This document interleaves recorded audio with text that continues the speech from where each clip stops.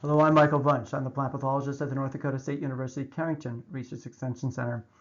In this video, I'm going to discuss the fundamentals about disease management in field peas with a focus on powdery mildew. Powdery mildew first develops in the interior of the canopy as these very small areas of fungal white growth that if you take your finger and rub them against it will wipe off completely. The underlying tissue looks totally healthy. As the disease develops, it covers the entire canopy with that powdery white fungal growth. Okay, and that can happen extremely quickly when the weather conditions are favorable. Eventually, as the disease progresses, the plants will take on this bluish hue when they are severely infected, and below that white fungal growth, you'll actually see a kind of grayish, dark gray color on the plant tissue. That's also associated with the fungus. That comes on as the disease gets very severe and well developed. The impact of powdery mildew is reduced yield, reduced seed size, and a severe mildew dust at harvest that stinks and is really a pain for harvest. It can also interfere with the ability for the herbicide desiccant to effectively and quickly dry down that field pea plant. So those are the four major impacts. Now, the impact on yield and seed size is directly proportional to when the disease hits in crop development. When the disease hits in early pod fill, yield loss of 50% is common. If the disease hits very late in pod fill, yield loss will be quite minimal. The impact of the disease on the mildew dust at harvest and also the activity of the desiccants, however, is consistent irrespective of when the disease hit. Okay? The reason why the seed size is reduced is because this disease does not outright kill the plants. It actually keeps the plants alive while taking the energies from that plant. And as such, if this disease hits during pod fill, all pods that are not fully filled when the disease has hit will have less energy to be able to fill out the seeds. Okay? And so the plant, having already initiated the seeds, will continue developing the seeds, but will produce seeds that are much smaller. And we're talking dramatically much smaller if this disease hits early in pod fill.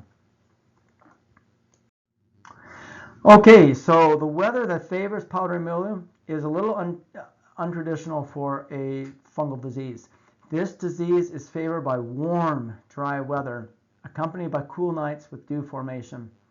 In North Dakota, we often see powdery mildew in and around the Lake Sakakawea area because the climate effect by that lake facilitates morning dews. Okay, and dry weather actually facilitates this disease as long as you have that overnight dew, because the raindrop that's associated with rain interfere with the powdery mildew development. You can still get powdery mildew if it's raining, but again, it tends to be most severe with this warm, dry weather with overnight dew. That said, in my experience, powdery mildew development tends to be somewhat sporadic and hard to predict.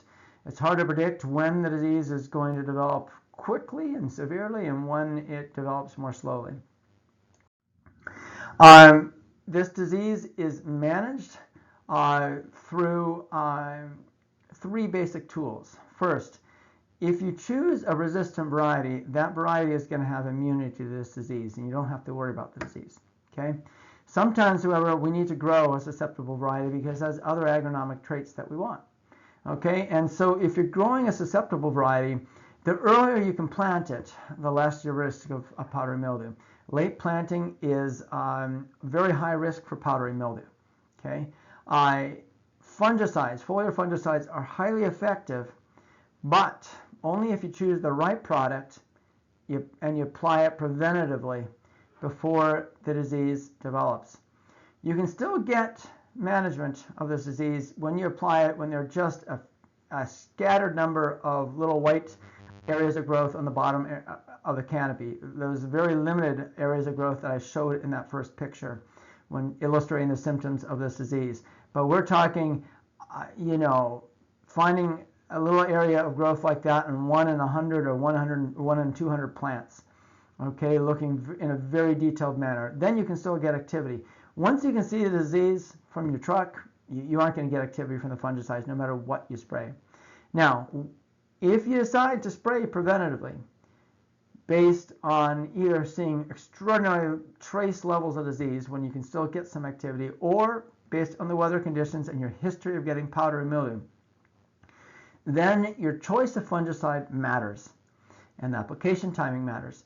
I would strongly recommend that you reference the companion presentation that I have put together summarizing fungicide efficacy and timing results from our research studies, because that information can help you make an informed decision on management. The right fungicide applied at the right timing can give you season-long control with a single application. The wrong application applied at the right timing will not do that. And even the right application, right fungicide applied at the wrong timing will not do that. Okay, thank you for your time and attention. I hope this information is of use to your operations.